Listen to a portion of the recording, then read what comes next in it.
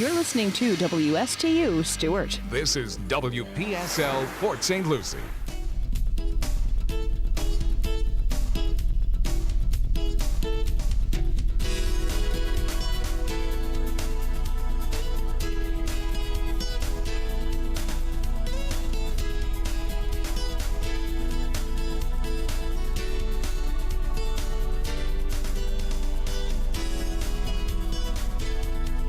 A very pleasant good evening. Time for Small Biz Florida with Miss Katie Muldoon. Welcome, everyone. Yes, welcome to another segment and installment of Small Biz Florida, brought to you by the Florida Small Business Development Center at Indian River State College. Small Biz Florida is designed and produced to create awareness for the business assistance programs available here at IRSC through the Dan K. Richardson Entrepreneurship Development Institute and the Florida Small Business Development Center Network. We will also spend time during our hour together to highlight entrepreneurial success, best practices, and discuss all things business around the Treasure Coast and the state of Florida. My name is Katie Muldoon, producer and for tonight host of Small Biz Florida.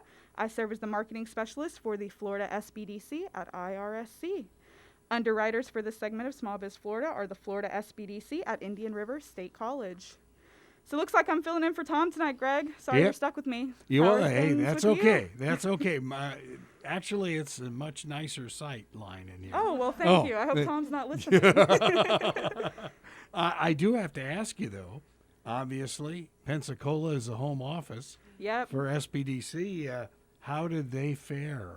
Yeah, from what I've heard, they're doing okay. They're out of office. They got a day off before the storm hit to kind of prepare themselves and get everything in order. But yeah, about 2 feet of water. Our headquarters is underwater. So I was nervous for them, but I'm happy to hear that everybody's doing okay. But that's got to be traumatic, especially right now. You know, there's just way too much going on. Oh, sure. Now, did Tom return the van? No, we still have the match. We might have to get up there and save some people in it, you know. Well, whatever you need to do. That's amazing. That's rescue amazing. mission. Yeah. We should have a good show here tonight, huh? Yes. So we're still, we're very much involved in grant processing with the St. Lucie County CARES Act grants, and we have two very special guests tonight who are both pretty familiar with different areas of the funding, starting with Miss Lisa Fosnot, owner of Lisa's Kayaks. So welcome to the show, Lisa. Thank you. And as well as Miss Deana Shatley, who is the Director of Collaborative Impact over at United Waves, St. Lucie County. Deana, thank you for joining us tonight. Thank you for having me. Of course.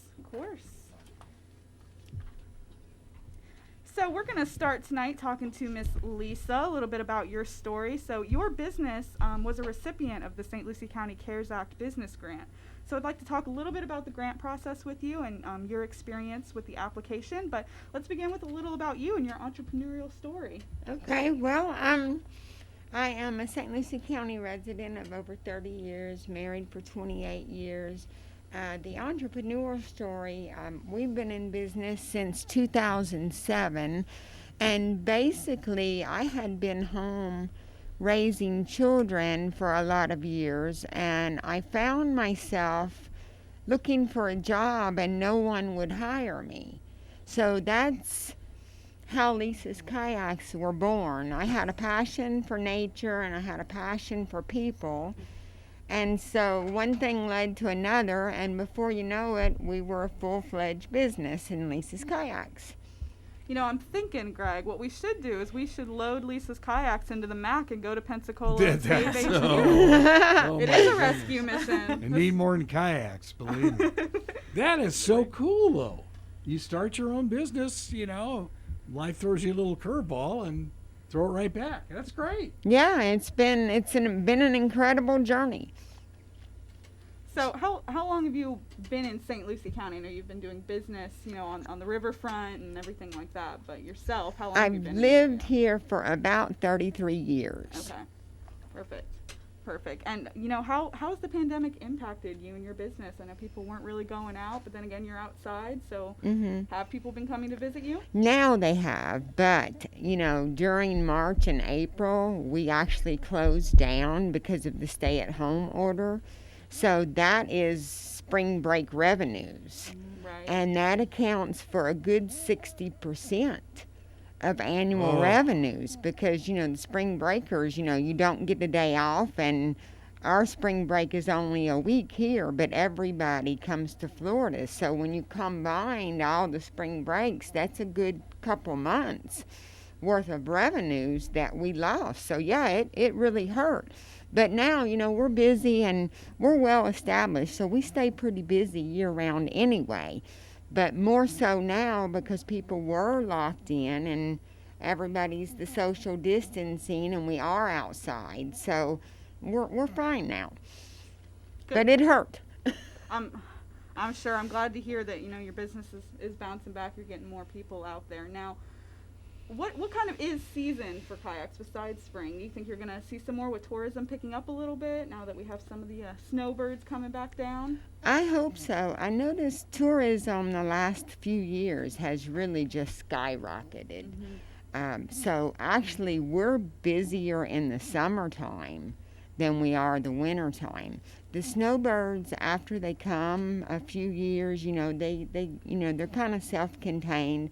They have company, but they get in their routines, and it's mostly the same people with a few new ones every year. But the summertime, everybody comes to Florida for their vacation. So what I have seen happening is I've seen St. Lucie County go from being a ghost town throughout the summer, then tourism popping. Now people are coming and they're staying longer than they intended because they're falling in love with our area.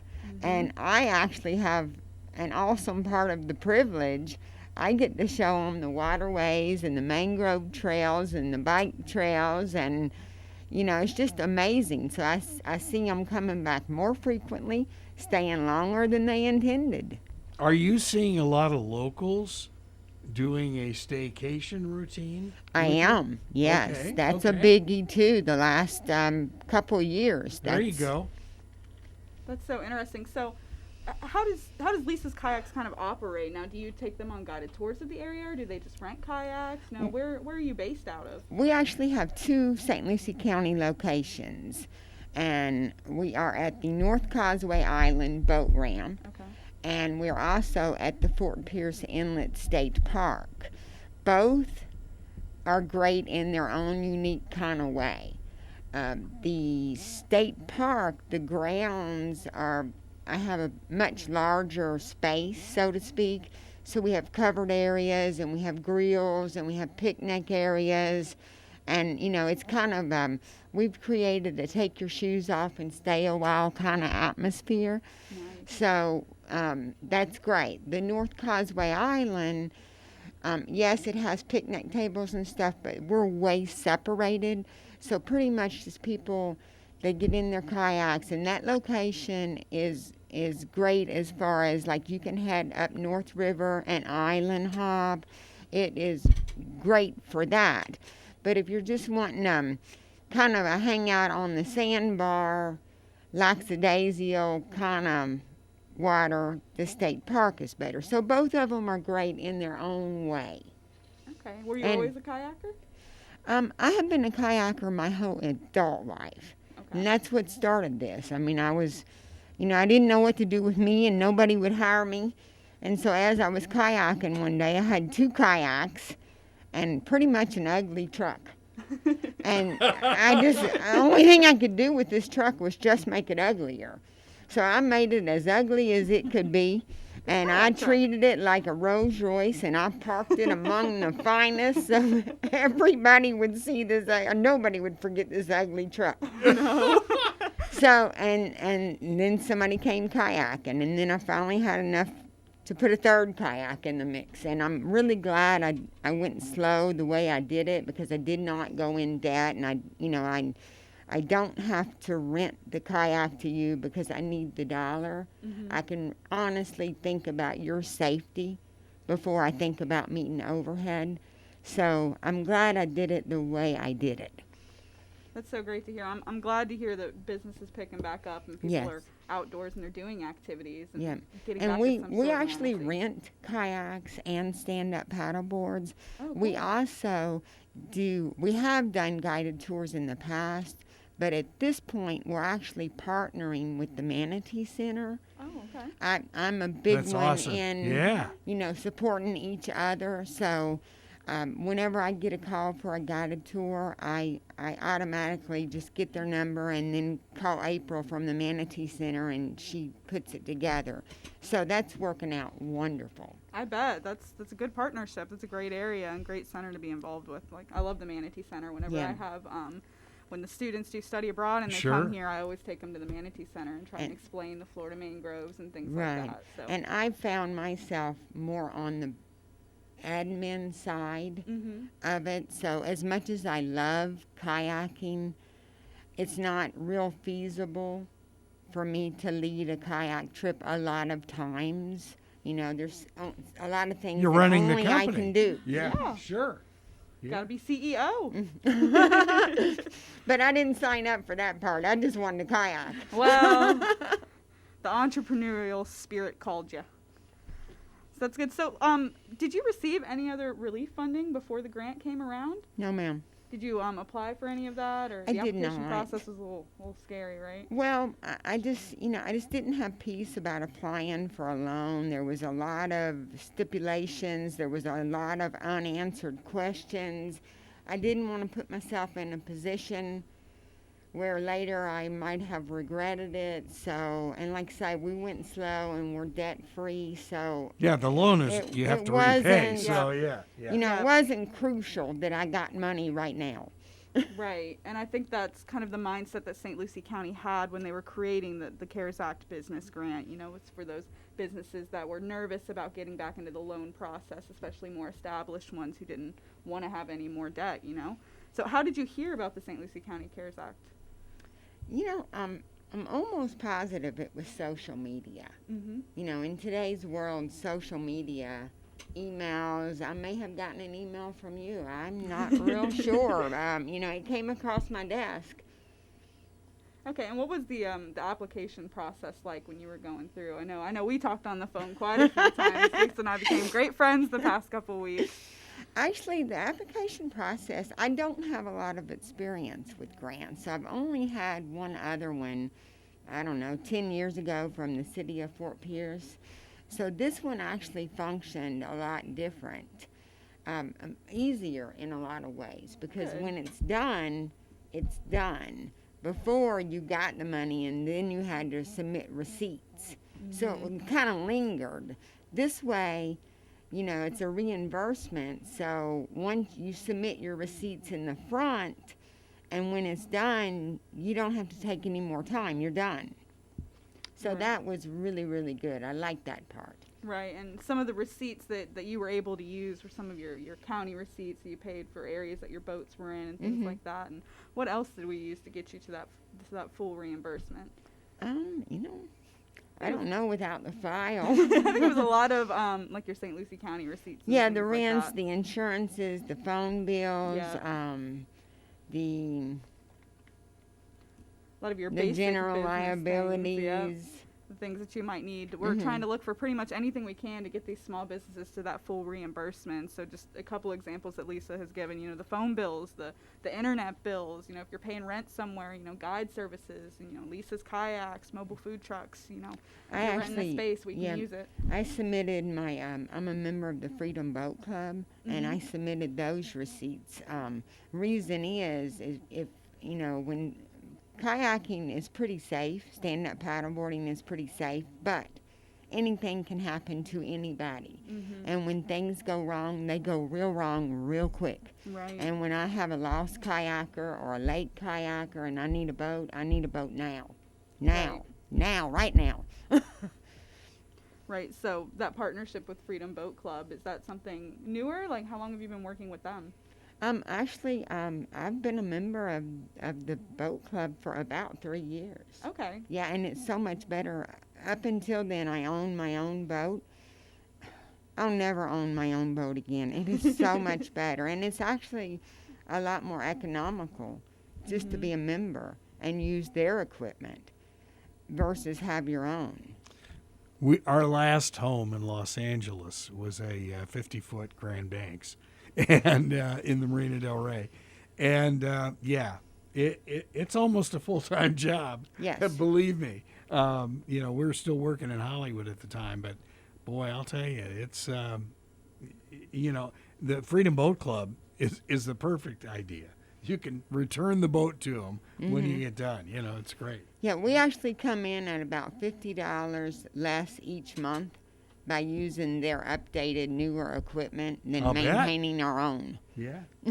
That's great. Yeah. I was happy to see you were working with them when you submitted those. So I'm a receipts. big It one makes in sense. working together and Sure. supporting all of us and, everybody doing what they're good at to make us as a whole work. You're all part of ecotourism. Yes. Right. So, yeah, that's perfect. That's perfect. So, Lisa, do you remember when you submitted your application?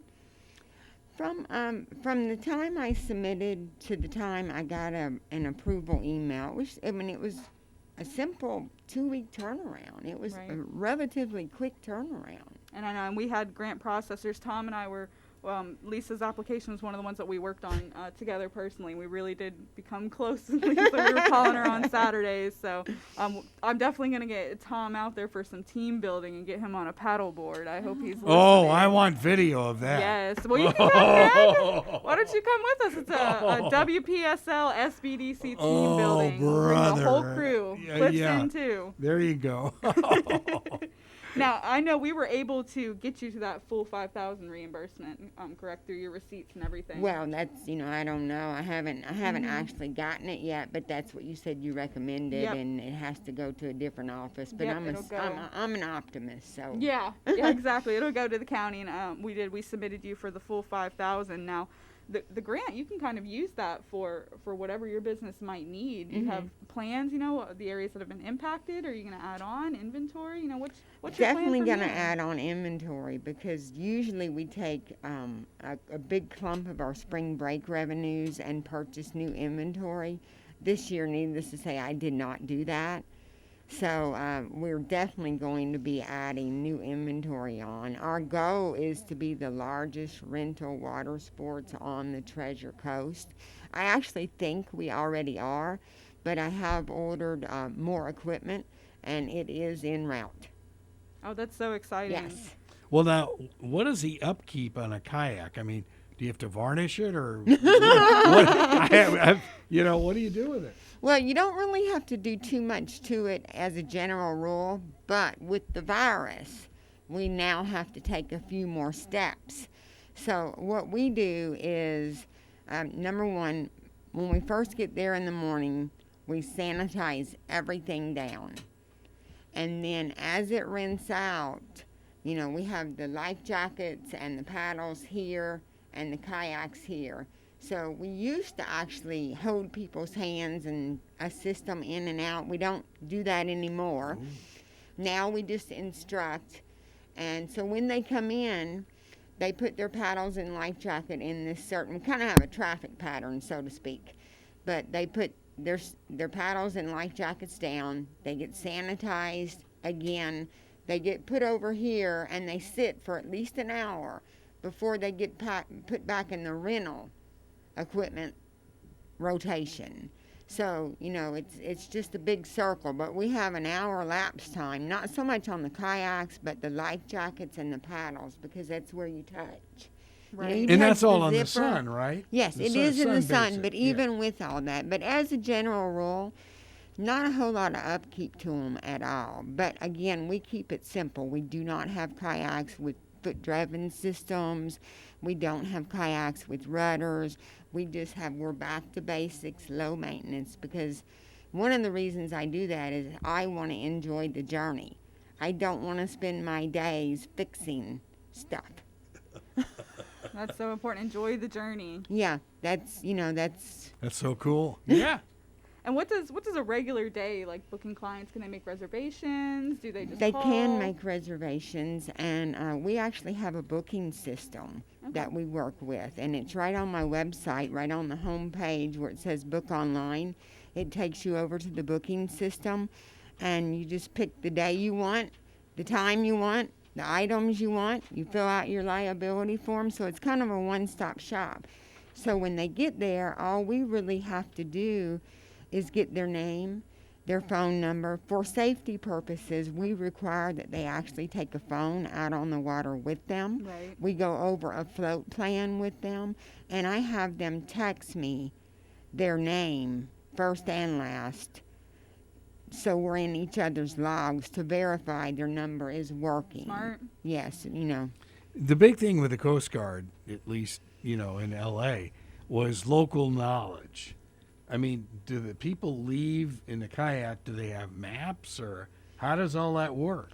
Well, we do have some printed, a little bit of a printed map. They're almost impossible to get around here on a local level, but on my flyers, I have a map of the waterways that's in our rental radius that we ask you to stay in, so we can put that in their hand. We actually physically go over a float plan when we point out, here's the sandbar, here's the this, here's the trail. If they're going from the North Causeway, your first stoppable island is, 15, 20-minute paddle, depending on how you paddle. Head straight north, bears to the left. There's another trail called Snapper Cut over there. So we go over in detail. We also ask them if their float plan is to change, to please let us know.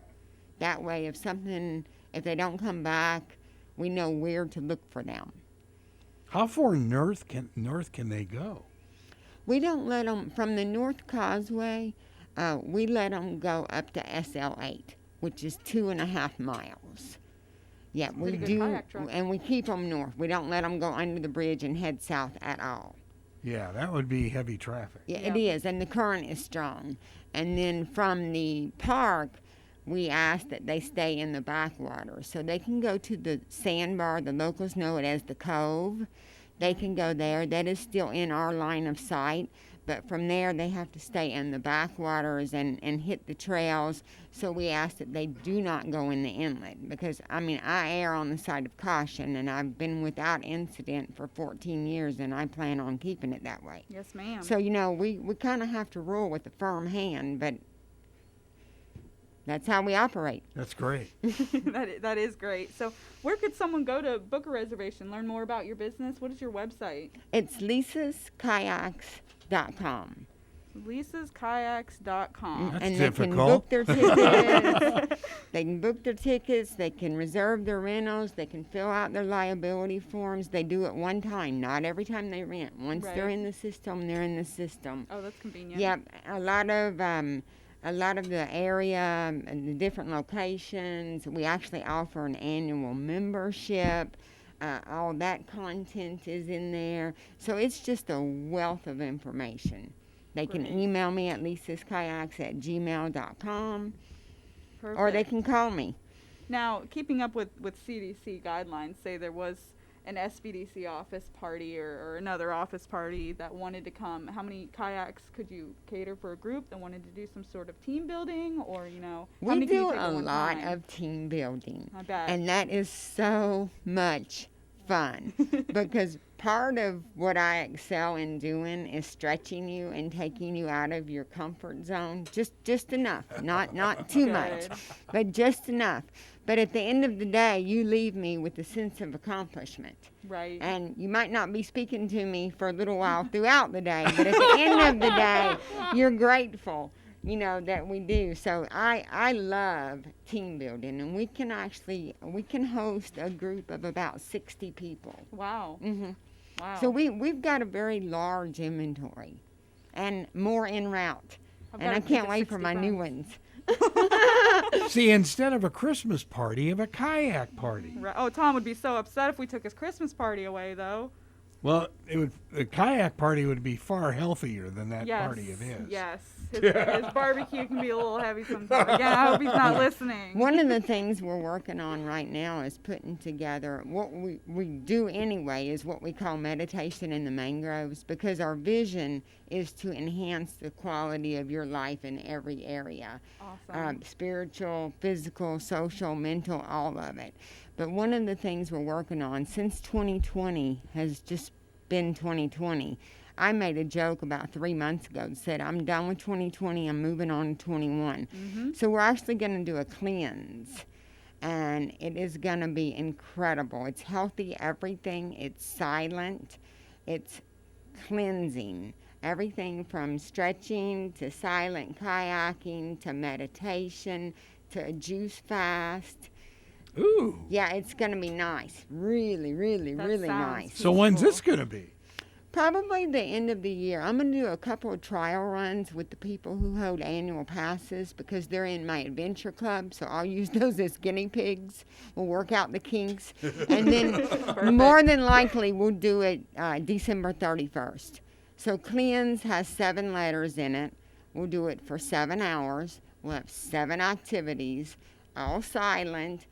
You know, you're going to meditate, you're going to journal, you're going to kayak through the mangroves, you're going to stretch, you're going to have a scalp massage.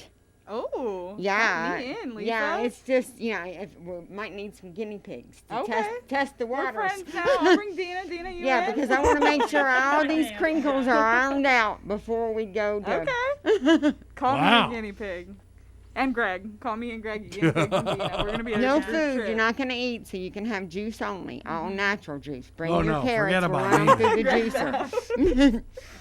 juicer. That is so awesome. So Yeah. again, it's lisaskayaks.com. They can book their reservations there, or they can email you at lisaskayaks@gmail.com. And, Yes. and there's a phone number, I'm sure, on your website as There well. Do is, you and wanna it's tell that? 772-216-2820. 2820. And that would be the best route to get in contact if somebody Yep. had questions. we could go to Exactly. your Or they can website. just pop in. Okay. Yeah, perfect. so they can come, they can click, they can call. And what are your hours for Whatever doing route that? they take, get them to us. All right, perfect. And we are typically 10 to 5, 5 days a week. We operate Thursday through Monday, so we're closed on Tuesdays and Wednesdays. Right. Now, if you give me an advance notice, like if you can only do it Tuesday, which happens a lot, I'm only off on Tuesdays. As long as you get with me ahead of time, we'll find a way to make it work. Perfect. So again, book your team building events. You know, support a small business in St. Lucie County. Go to lisaskayaks.com or email her at lisaskayaks@gmail.com. That's 772-216-2820. Yes, ma'am. We're going to take a short break, but we'll be right back with Miss Deana Shatley of St. Lucie County United Way. So stay tuned. And Lisa, again, thank you so much for joining us tonight. Thank you again. I am so grateful for your grant program, for your time, for your efforts. I just really appreciate everything that you guys are doing. Well, we appreciate you, and I'm going to get Tom on that paddleboard. It's Come on on, record I can now. make that happen. I'll come. Back to you, Greg.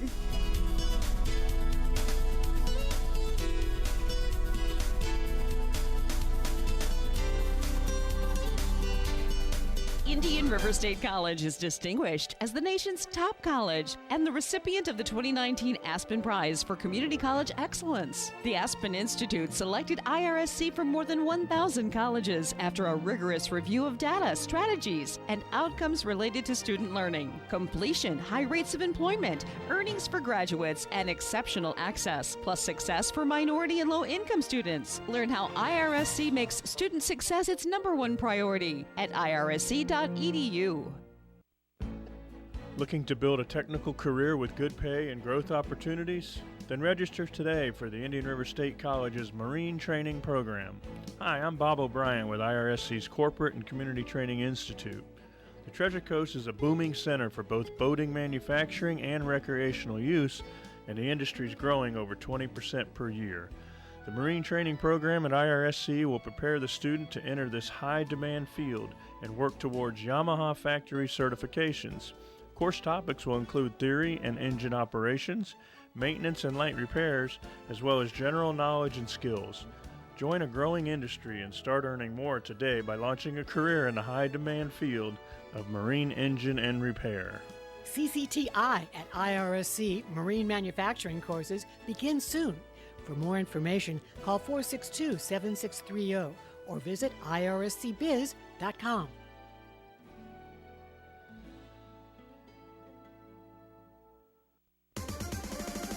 The season of champions continues at Indian River State College in 2021. Volleyball, basketball, swimming, diving, softball, and baseball will all kick off a very busy spring at IRSC.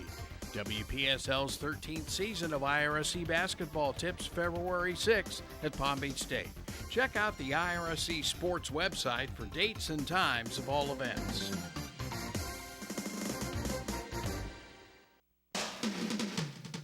This is WPSL Port St. Lucie, the talk of the Treasure Coast.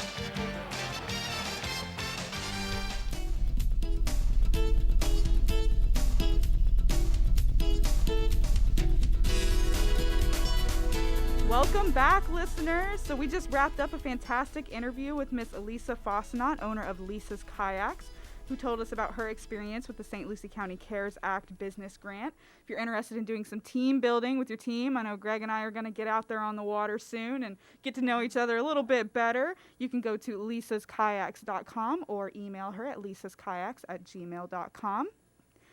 We're now going to explore another side of some of the CARES Act funding St. Lucie County has received. I've got Miss Deana Shatley of United Way.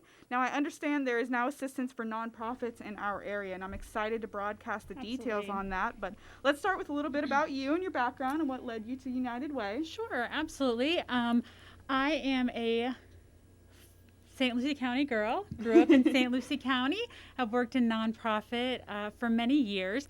I was working in Indian River County and became involved with United Way there with some of their different volunteer activities, and really just learned a lot about the organization and really fell in love with it. And then with the position of Director of Collaborative Impact becoming available with St. Lucie County, I was like, this is very exciting. This is what I want to do. And like I said, I am definitely a St. Lucie County girl, and where'd you go to school? Was John Carroll. Went to John Carroll, Sanitation, John Carroll. Yep. And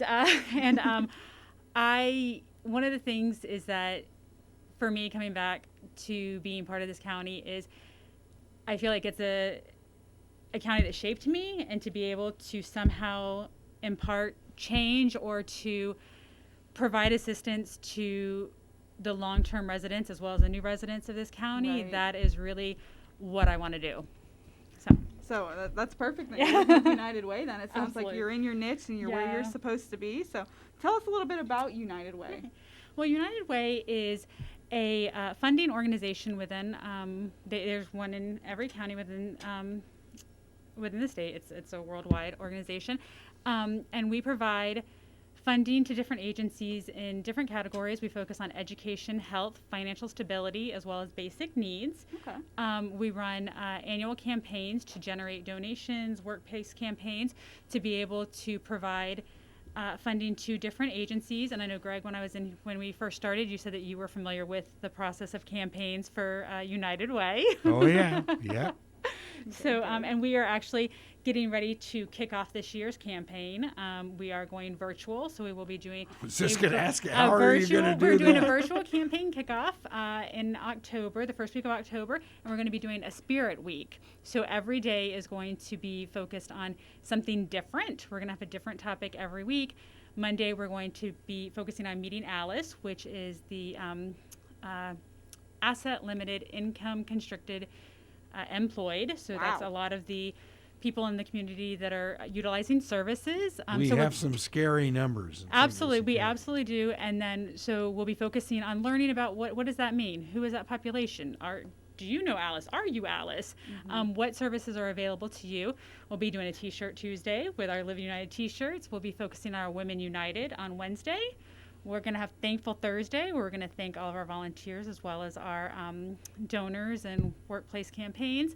And then we will also be doing Fearless Friday. We'll be focusing on our fearless leaders within our community. So is Publix still a large donor? Absolutely, absolutely. Yes. Publix is definitely a great contributor and definitely is focused on giving back to communities. Yeah, that's awesome. Mm-hmm. I know Publix is so great with stuff like that. Yes. I am an avid Publix supporter. Yes. We are too. I heard you just mention a moment ago, volunteers. What does it look like when you're having events? Do you need volunteers? Do you put out PR for that? We're not doing a lot of activities right now that we require volunteers for.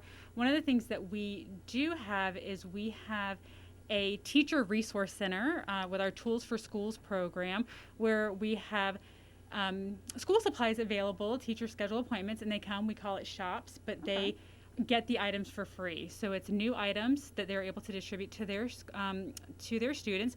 We did an event this year where we did a curbside pickup. We pre-packed book bags and let the teachers register. We had volunteers put it in the vehicles so they could have them at the beginning of school. Nice. So we do have that store open, and that is primarily one of the areas that we can utilize volunteers is on those days that we have them scheduled for shop, which is Tuesday afternoons and one Saturday a month. So we need volunteers, and we about two at a time to be able to assist with helping the teachers get their supplies, getting them packed, get them to their vehicles. Reason for mentioning, I know IRSC has a pretty active Helping Hands community. Have you worked with them yet? Yes, we have. The college actually did a school supply drive for us. Oh, so we just cool. did. We have some school supplies that the college put together for us. They did a great drive, so we were really excited about that and thankful. Awesome. I know. I love the Helping Hands committee. Those are a great set of kids. They're always out doing great things. So definitely, I'm glad that they're getting involved with you already. And then whenever we are able to have more volunteer events, we will definitely be seeking volunteers. Awesome. Now, you are the Director of Collaborative Impact, correct? Mm-hmm. Now, what does that mean for you in the pandemic? What does your daily look like? Well, I actually started this role, my first week was the Safer at Home week when that first started, so I've been in this role for 6 months. So it has been definitely an interesting transition for me. We did go completely virtual with our grant process this year, so all of our presentations we did via Zoom. Right. We had our volunteer committee still participate in that. They, were able to ask questions to the organizations. We weren't able to do site visits, which was unfortunate, but we were able to shift to that. Yeah, because that used to be a pretty big aspect of it. Well, it's a huge aspect of it. Yes, absolutely. So shifting to virtual went pretty well, so we were definitely happy with the process, and hopefully we can do back to normal next year, but at least we know we can do virtual if we need to. We know how to do it now, so that is Zoom. Good. A lot of people are getting so comfortable with Absolutely. And then additionally, with that was our traditional grant process. We also did have a COVID relief fund, so we did. We were able to take in donations from individuals, and then we were able to shift those back to the community and give small grants to different organizations related to maybe distribution of food, rental assistance, things like that. So we were able to shift a little bit and activate a relief fund. Oh, that's so awesome. I wasn't aware you guys were doing that. That's amazing news. I definitely, all that information is still up on the website, I assume. People can go there to find it. So now tell us a little bit about the nonprofit assistance program. This is the newer one that you have. Yes, this is the newer grant process that we are overseeing. It's a partnership between United Way and St. Lucie County, Board of County Commissioners. So we are overseeing the grant process, and it's nonprofit assistance program, but it's for nonprofits and faith-based organizations. So we want to make sure that the faith-based community is aware that they are eligible for this as well. So any churches, any faith-based type organizations are able to access these funds as well. And the process is, like Lisa had spoken about for the small business, it is a reimbursement grant. So anything that is an unexpected expense that was not budgeted for, and it's related to COVID, is eligible for reimbursement. So it is not loss of revenue. So if organizations had to cancel a fundraiser or a church has loss of tithes, we can't provide recovery for that. But churches that had to go virtual and are doing theirs, had to buy equipment that they never knew. All of the protective equipment, whether it's masks, all the cleaning supplies, Zoom account, an increase which is not cheap. Exactly. Things like that. And additionally is if maybe you've budgeted for a part-time employee, but the need was for a full-time because so many people were coming in and needing assistance. If someone needed to work overtime because someone did get COVID, and they had to shift another employee. So anything that can be tied back to COVID is an eligible reimbursement. So we are definitely excited to be able to be providing this this assistance, because we know that there are so many agencies out there that have really put out funds for the safety of the community and to help the community. Right, and that's so important right now. What's the response been from it? We've had a fairly good response. That's why we're doing shows like this, because we want to make sure we're touching every nonprofit, every faith-based organization, and we want to get out the information to let them know. I think Lisa had talked about being nervous about even like applying for grants or loans, and we want to just be able to get it out to everyone, that if you have any questions, you can let us know. I've been kind of walking people through the application, so if they're not sure what they should be providing, they can definitely call. When the applications do come in, we have a review committee of some local community partners. So if we identify like maybe this doesn't qualify, or maybe or this was the wrong document or something like that, it's not just a no and move on. We're reaching back out and giving them the opportunity, because some of the nonprofits probably a little more comfortable with a grant process. Right. A faith-based organization maybe isn't as used to doing this process and what documents are required, what qualifies, what doesn't. So we want to make sure that we're really being as helpful as possible and getting people the assistance that they need. Exactly. I know that's a lot that we've seen on the business grant side too, is helping with the actual application, because so many businesses in this area, some of them don't even have computers. So, providing that assistance, helping, through a phone, or, abiding by CDC guidelines, but having them come in and help them get that in is really important. So I'm super excited to hear you guys are broadcasting that message out. And let us know how we can help you with that, definitely. Yeah. So tell us a little bit about the qualifying factors for these organizations. Okay, so there is 4 qualifying factors. That is that the organization has to operate out of a brick and mortar facility in the county. So because some organizations serve our county, but they're not physically located here. Right. So they have to be physically located here, be a 501c3, have an active state business registration from Florida Division of Corporations, and they have to have been in existence before July 1 of 2019. Okay. So so those are So no startups. Exactly. No. So that is the requirement. So before July 1st. So roughly about a year. They've had to have been in existence a little over a year. Okay. Yes. All right. I know we talked about some of the documentation. What have you seen with the applications? Coming in. What is the big one that maybe people are forgetting or not, that don't already have, that they should be applying for to help get them through that? I know with ours it's the city tax receipt is a requirement. Is there something that you would tell people that would go and apply now that they should get ahead of time? Or? Sure. Well, one of the things is that the funding is available. It's going to be from anything generated from March to December. And some people who are applying now, they're thinking, well, I don't know, I haven't bought the things for December yet. But if it's something related to COVID, so if it is cleaning supplies, if you purchase ahead of time through December, you know you're going to need that. It's an unexpected expense. Right.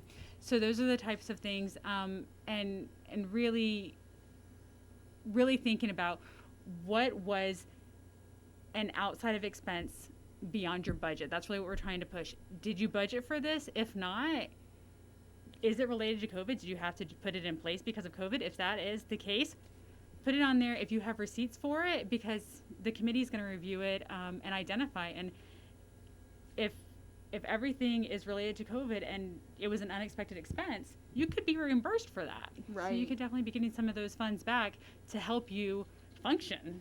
Right, and that has been a big question with, nonprofit organizations, businesses in general, just in this area, is how do you budget for COVID? Yes. How do we project the next couple months? Yes, and you do not plan for a pandemic. No one knew this was going to happen. Nobody was prepared. When you were doing your budgets back in July or June of last year, you did not know this was going to happen. Well, and, we've run into that at IRSC. Yep.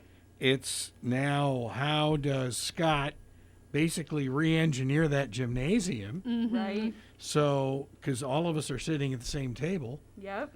How do you separate us, and, whether it's plexiglass or whatever they're going to use, and that's not cheap. I mean, Yeah, you're. And that is an unexpected expense Yeah, that was Exactly. not budgeted for. So if someone had to do that in a nonprofit or a faith-based organization, that would be Sure, and it's covered. not cheap. It's They not are not, cheap at all. you know, UV lights, things Right. like that, Oh. that they're recommending Sure. in Think you know, about one. daycares and things like that.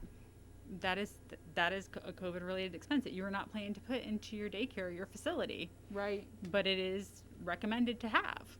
I didn't even think of UV lights. It's- That's a good one. it's- That's Oh, yeah. And I will that's tell great. you that through this process, it's not only a learning experience for the organizations, it's a learning experience for us, because some, you know, even, you know, for us saying, like, think about everything. Things are coming through and we're like, that is smart. We're going Yeah. to put that on the list of things that, you know, Exactly. this is what other agencies should be also thinking about or considering. Did they purchase this?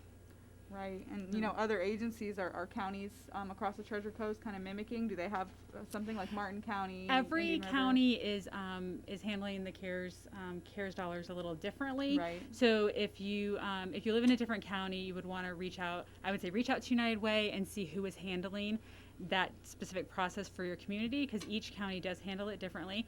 United Way, we are locally we're overseeing the nonprofit and faith-based, but the county is doing the individual.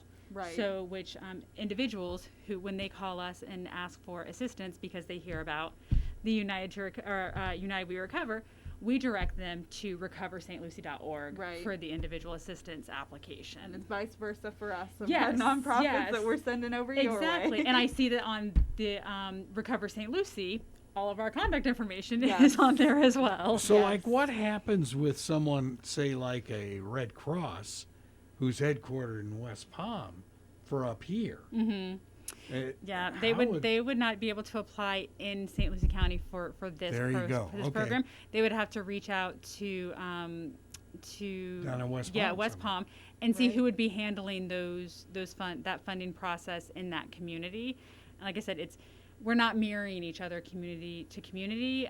So the best bet is to contact either your county or United Way to see who is overseeing that particular process. That's because every community is so different. You know, Yeah. You couldn't do that. Well, every community is so unique in this state. I think probably in every state, but I really feel like that. Even surrounding counties, we all are very different within our demographics, our population, our needs. So it makes sense that they would be handling funds a little differently. Sure. Right. And how long does the application process take, and what amounts can organizations qualify So for? the application is not very lengthy. It's a one-page application. Quite a few yes and no questions, which is always nice. Yep. They're Simple. the probably the most tedious part is we do require a lot of documentation. So we do require receipts, we require some financial information, we require the 501c3 certification from the IRS. So it's a lot of, I think, compiling those documents and uploading them into the system is probably takes the most time. We do not have a cap on the amount that can be requested. Okay. Because some agencies are not, they may have just, a few hundred. Some larger organizations may be having to utilize a larger amount of funds. So we don't have a cap. We are, the application is on it's a rolling application. So we'll continue to be accepting applications until December or until the funds are expended. So either one, whichever one comes first. And our committee meets every 2 weeks. Okay. So next week we'll be meeting, and then as applications come through, we'll have a week off, and then we'll review again the following week. And How many have you reviewed so far, approximately? I think about 6. We've only had one review. Okay. So because it wasn't released too long ago, the application. Okay. And then also I think that there is, like Lisa said, the hesitation of like, do I want to apply for federal dollars? Do I not? And that's the one Right. thing that we want to get out to organizations, definitely the faith-based organizations, is that this is strictly reimbursement. There is not strings attached to it. There is no reporting back. You provide your receipts, and that's all the proof you need to provide.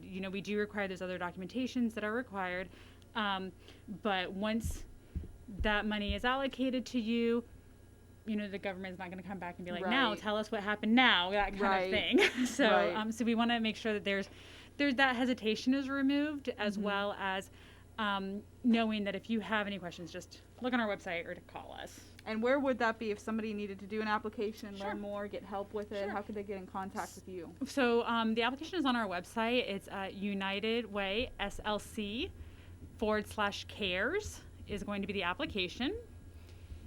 And then our number is 772-464-5300. And my name is Deana Shatley, and they can ask for me for any additional assistance.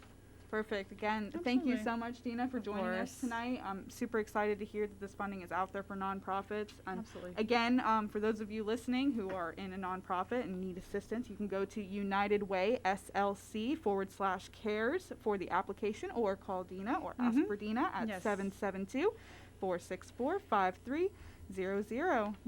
Absolutely. Nonprofits and faith-based. Nonprofits and There you go. faith-based organizations. And yes. if you're a business, call Katie. Yes, There you if you go. are a business. And how do we get in touch with you, Katie? Yep, so you can reach me at 772-336-6285. Again, that's 772-336-6285. The application for small businesses is on recoverstlucie.org.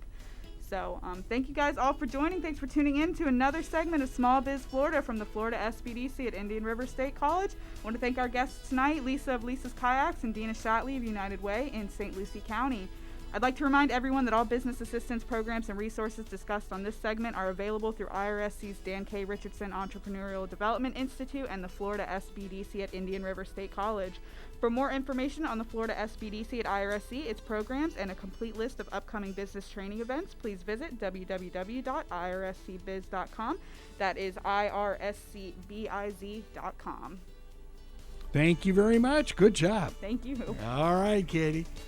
We'll see you next week. See you next week, Greg.